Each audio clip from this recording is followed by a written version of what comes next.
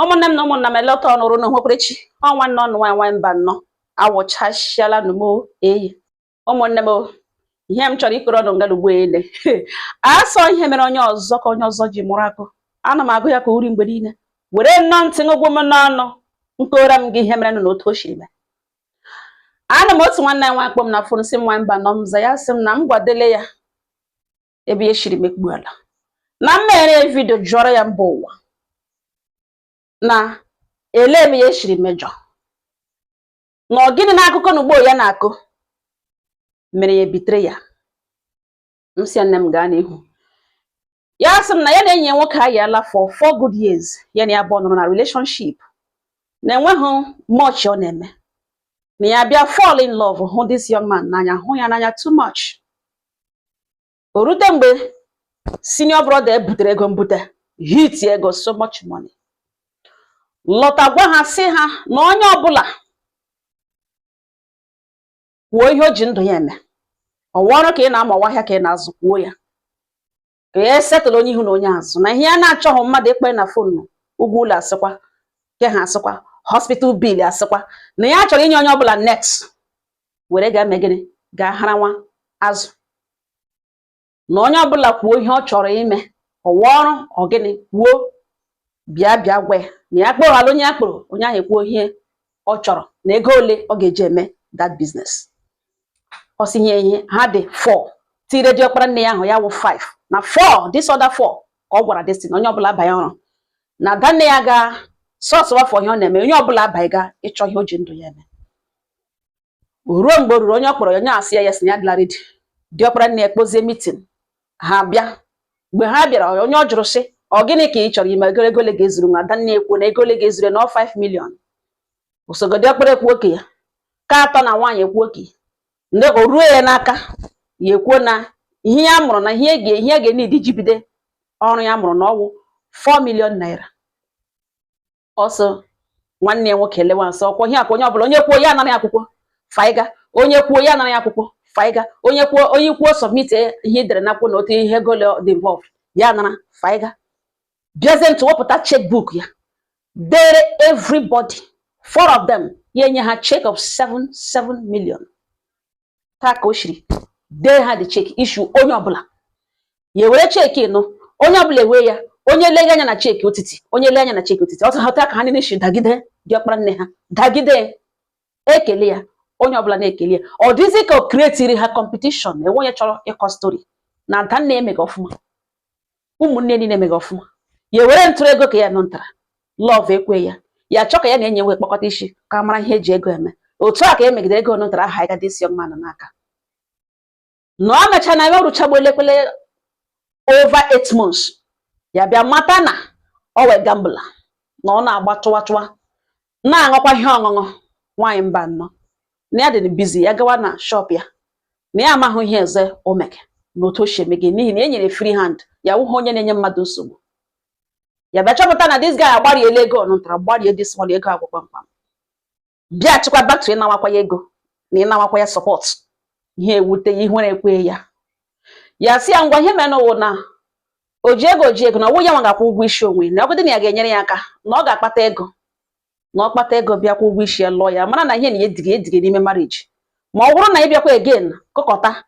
n'ihi na ya nwere obere ego na ya n'aka na ya ga-enye ya na ọ ga-ara ya ahụ inye ya hụ ga seriousness n'ime ya hụ gakwanụ ihe o mega adịghị mma na o werela ego ka ya ga gbarie ọ si ya nọ na-eche ihe n'ebe o weta aka 3 months karata ya chenjiwe ya bịa chọpụta na another girl abatara in the picture, a younger girl.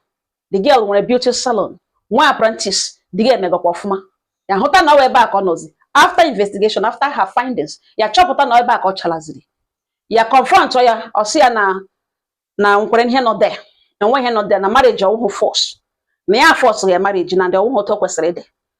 ya gbazie ya nkịtị olee ọchịtakwa n'abalị ahụ gwawakwa ya again that na ihe mere n'ụwa na obi ya apụọla na ya dị sorry for everything ije ya na ya bụ both their losses and their gains na ya dị very very sorry for ihe mere n'otu o shiri mee na marriage ahụhụ do or die affair na ọ ka mma na work in a relationship than work in marriage. Gwacha ihe a niile ọ si ewere akwa gakwuru enyi ya nwoke enyi nwoke dis enyi ya nwoke na na-ekwu okwu ya gakwuru enyi ya nwoke mana nke ahụ nwere respect ọ jọsọ lụọ nwaanyị ọhụrụ ka ahụ mgbe ụfọdụ na-enye nwoke nse wee other one na-edoziri ha. The other of their friend na dị very very busy. Ọ wee hustler ka ahụ mkpataga ego, ọ wee hustler, ọ na-adị busy. A na-ahụ ya once in a while. Ọ wụkwa enyi nwoke mgbe ya na-emega ihe. Ọ sị mgbe ọ gwachara datin ishe dee n'elu ya were oso were ije gawa na ka enyi nwoke nụ ntara ka ya kalụrụ nwaanyị ọhụrụ rute nga ha na this other one ya na ha na ha wụtara friends. This other one na-anọ ka wee ọ wee hustler, ọ na business ya na-akpagharị, ọ na-agbashi mbọ ike, ọ na-adị too busy. Ya dị surprise ịhụ ya n'ụlọ ya that day, n'ụlọ enyi nwoke that day ya gara rute nga na-ebe gwa enyi nwoke so ledele ihe enyi nwoke gwara ya ugbu ene after everything, after years, after support and ihe niile, after ịgbariri ya ego nwanne nwoke nyere na ọ gwa na enyi nwoke ma ọ ga-achọrọ na ya ego ya nụ ntara ka ya gawanụ 7 million naira 1 naira onye ya ahụ ọ gambulu vuo ya ego ala na ibe na-abịa asị ya na ya dị sorry bihazie ya ugbu ene na ya dị 37 years bihazie ya ugbu na-agakwugejezi a younger girl na-ele ihe ebe o denweghị na this hotel na ihe ya nọ n'ebe mgbe aka that guy jiri ha elekọrịta onwe ha anya, the two friends ha elekọrịta onwe ha anya. That guy asịzie na ya lawa na ya ga-akpụ ya in 2 days time, na ya ga-akpụ ya bịa ya lawa n'ihi na ya trust that man na ọ dị very very responsible, o nwere wisdom, o somebody a na-asọpụrụ ọ si agawa na the other one a na-ahụ once in a while nọ there ya na ya bọnụ before ya bịa elegidezi ihu na ala gwelitezikwa ihu ya elu again till eshi ebe ahụ lawa. Ọ si alawala 2 days later ka ahụ eme invite si ya bịa ya wụchashia nga ahụ. Mgbe ya bịarutere lekwezi enyi ya nwoke nọtara lekwe that same girl segere ha ka ọ nọ there lekwe this their friend na a na-ahụ once in a while because of his business. Ọ nọkwa nga that one kpudere isi n'ala na-eweliteghị ihu elu dide ya bịa report enyi ya nwoke na that one nọkwa there that day. Kene nụnụ ya na-eripọtụrụ nọ n'ọnọdụ like imeziri ha ya nwawo onye a na-asọpụrụ ụhụ somebody nwe somebody agwawa enyi ya nwoke sele ihe o nwere ikwu ebe enyi ya nwoke bilite repeat kwa onwe ihe ahụ o kwuru. Mgbazi o kwuchasa ihe nwere ikwu ya is obvious na obi ha apụọla. Gwawazie ekele na-alọta once in a while si na o repeat godo onwe that thing ọ gwara that day this lady shi ebe akpọ na o kwugharịa ya again ugbu a ka ọ chọrọ ka ihe niile mee n'ihu ya now ka ahụ ebilitezie gwazie na ya like ya na ya chọrọ ịlụ ya na ọ bụrụ naanị na ọ ga-enye ya opportunity na ya abụọ aga n'elu bed tupu ya lụọ ya na naanị ihe ya chọrọ ka ya na ya abụọ mewe ịga ụlọ ọgwụ check their genotype, check their blood group, na ya ga-alụ ya n'ọdịnala, lụọ ya na chọọchị, lụkwa ya na court, na ya like ya from the day ya matara onye ọwụ, from the day emere introduce eji hụ nwa ya na ihe ọwụ full wife material na ọwụghị onye ya ga-abịa sị ka ya mara na ya eriele ihe o shiri na ya ahụ n'otu o shi ekwekwu na ọ nọ ọnọdụ ka ya na-enye nwoke soro ya mana ihe dị difference wụ na ya na ya gbagagahụ na bit na ya wụghị onye ya ga-abịa sị ka ya mara karata ya na ya like ya na ya chọrọ ịlụ ya ebe enyi ya nwoke ihe emene na ya agaghị ahapụ ya ka eluzo ya to someone else na ọ dị too precious ya nwee hụ mmadụ hụ potentials ya hapụ ya na ya ga-eme na obike onye opportunity na aka ya lụwa ka ebido ihe a na-eme ugbu a. Ọ sị ya na-ele m ya nọ n'elu mmiri ya pụwa ejide boy esochie ya ike bịa gụrụ ya jide na-arịọ ya biko na ya tozuru ihe ji nwoke eme na after all ya ka enyi ya nwoke mana ogene na onye ya opportunity na ya ga-treat ya like queen bido gbawazie enwe ihe nwoke ibugharị bere na nwaanyị na-eji ebe ahụ shasha hapụ ya back to the room nga ka nọ conclude ya enyi ya nwoke dị happy sherezie ka nwa agbọbịa ya na-emega ya so ha n'okwu edo na enwe ya karịrị kelewezie enyi ya nwoke n'ugbo ene na-asị thank you for bailing me, thank you for getting my back. Nta ka eshiri separate ya na enyi ya nwoke nọ ntara this guy bịa propose kwere na ya lụkwala na ya abụọ alụọla 4 months ago na ya dịkwa n'ime na ọ lụọla lụ gba ya ihu na ebe niile ahụ ọsọ gala na ọ lụcha ya wedding ha dara ụda na even enyi ya nwoke bịachakwara wedding with enyi ya nwaanyị n'ugbo ha bịachakwara this wedding ha lụọkwala lụcha biri n'obi ọma na nhụ wedding ya na senior brother ya nhụ ya senior brother ejiri du ya na wedding ya both cash both ihe niile ụmụnne niile mere wedding ya dịka wedding princess na ya dị ime na ya na di ya nọkwa n'obi ọma na di ya na plan ịgba outside Nigeria na o mejiwela akwụkwọ ya na ya ka enyi nwoke nọ ntara ọ dabaziri this girl ya na ya abụọ mega ihe ọ bịazi na-agwa ya that na ya betrayed ya na ya ga-make sure na ya adịghị happy na the marriage na-agwazi enyi ya nwoke na ya ma ya dị mbụ mara data anya ya nọ na enyi ya nwaanyị na ya na ya abụọ ga-eme ya na ya ejikere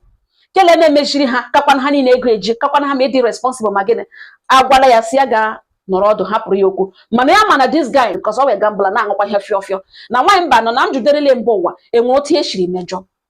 na di ya na anaghị ekwule na a ga-eji polisi ga lọọ kwanye ọ sị na di esi ya chọrọ iwere polisi pụta ya bịa etinye aka n'akwụkwọ na nwaanyị mba nọ na njuderele mba ụwa na-enwe otu eshiri wụọ bitere ya na ihe na ugbo mere na otu o shiri mee na-ele ihe ya mere na adịghị mma na adanya dis boy kpọọ ga-gowe na ya ga-ejiri aha ya ga na-aga kpee na arịsị n'ime na ya rụ na ya agaghị amụ ya n'udo na ya werere nwanne ha nara nwanne ha nwoke mkpụrụ obi ya mee ihe niile gaga lụọ enyi nwoke nwanne nwoke na njuderele mba ụwa elebe ya shiri mejọ ụmụnne m ọnya sị m bịa jụọ ụnụ ahụ na n'otu ụwa na-adị ochi ka asị m bịa eji ọnụ uche onye adịghị ya njọ uche onye adịghị ya njọ ma otu mgbe e werere ọla edo kpọọ obere nwa n'aka ya gbotowa ya n'ala chụrụ kpotoja gawa ọ wụdịrị ihe n'ọhụ ị nọ ebe a ihe m kwugo ugbu a bagakwa na ntị emegharịwala ị hụrụ ya n'anya ma ị matabe na ị hụrụ ya n'anya cheki okwu m in future